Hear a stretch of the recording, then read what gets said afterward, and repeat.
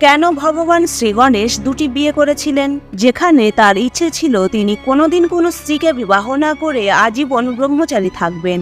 এক পৌরাণিক কাহিনী থেকে জানা যায়, এক অভিশাপের কারণে দেবী তুলসী যখন মর্তে জন্মগ্রহণ করেছিলেন, তখন তিনি তার আসল স্বরূপ দৈবশক্তি সবকিছু ভুলে গিয়ে এক সাধারণ বালিকার মতো বড় হয়ে ওঠেন। তবে দেবী তুলসী মনুষ্যরূপে জন্মেও তার পরম আরাধ্য ভগবান শ্রীকৃষ্ণকে কোনোদিনই ভোলেননি। তিনি সর্বদা ভগবান শ্রীকৃষ্ণ তথা শ্রী বিষ্ণুর প্রতি গভীর ভক্তিতে মগ্ন থাকতেন। তিনি সর্বত্রই তার আরাধ্য প্রভুর বাঁশির মধুর ধ্বনি শুনতে পেতেন। একদিন প্রথম পূজ্য ভগবান শ্রী গণেশ তপস্যা করছিলেন। সেই তপস্যার তেজ এত বেশি ছিল যে তা পরম কৃষ্ণ ভক্ত দেবী তুলসীকেও ব্যাকুল করে তোলে। এরপর দেবী তুলসী এক অদ্ভুত আকর্ষণে শ্রী গণেশের তপস্যা স্থলে পৌঁছান। তপস্যারত শ্রী গণেশের তেজদীপ্ত সৌন্দর্য দেখে তিনি মনে করেন ইনি নিশ্চয়ই তার আরাধ্য প্রভু শ্রীকৃষ্ণ। ভাবে বিভোর হয়ে তিনি যেন শ্রী গণেশের মধ্যে শ্রীকৃষ্ণকে খুঁজে পেয়েছেন। কিন্তু দেবী তুলসী ভগবানের এই অপরূপ সৌন্দর্যের দর্শনে সন্তুষ্ট থাকতে পারেননি। দেবী তুলসী তপস্যারত শ্রী গণেশকে বারংবার তাকে বিবাহ করতে বলেন। আর এই উদ্ভট প্রস্তাবে ভগবান গণেশ কিছুটা ক্ষুব্ধ হন, কারণ তিনি একটি বিশেষ প্রয়োজনে তপস্যা করছিলেন।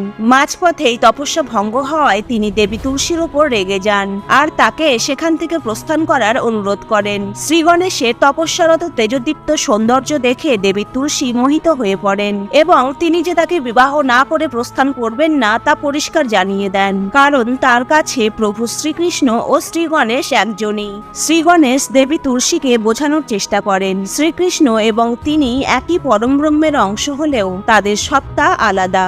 এখন তারা দুই পৃথক রূপে রয়েছেন। শ্রী গণেশ এও বলেন তিনি এখনো বালক আর তিনি আজীবন ব্রহ্মচারী থাকার সিদ্ধান্ত নিয়েছেন, তাই তিনি কোনো নারীকে ভার্যারূপে কল্পনাও করতে পারবেন না। শ্রী গণেশের এই পণ শুনে দেবী তুলসী খুবই ক্রুদ্ধ হন। তার বিবাহের প্রস্তাব প্রত্যাখ্যান করায় নিজের রাগ সংযত করতে না পেরে তিনি শ্রী গণেশকে অভিশাপ দেন। শ্রী গণেশ কোনোদিনই ব্রহ্মচারী থাকতে পারবেন না, তাকে বিয়ে করতেই হবে, আর তাও দুজন স্ত্রীকে। এই কারণেই ভগবান শ্রী গণেশকে দুটি বিবাহ করতে হয়েছিল। তার দুই স্ত্রীর নাম ঋদ্ধি ও সিদ্ধি।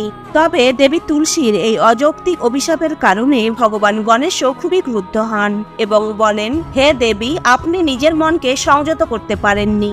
আপনি শ্রীকৃষ্ণকে স্বামীরূপে প্রার্থনা করেন, অথচ আমার ও শ্রীকৃষ্ণের ভিন্ন সত্তা জেনেও আমার রূপে মুগ্ধ হয়ে বিবাহের প্রস্তাব দিয়েছেন। প্রভু শ্রীকৃষ্ণের প্রতি আপনার প্রেম ও নিষ্ঠা যে কত ঠুনকো তা আজ আপনি প্রমাণ করে দিলেন। আর আমাকে, যে কিনা আজীবন ব্রহ্মচারী থাকার ইচ্ছা রাখে, এমন বালককে দুটি বিয়ের অভিশাপ দিয়েছেন। এমন প্রবৃত্তি অসুরদের হয়। তাই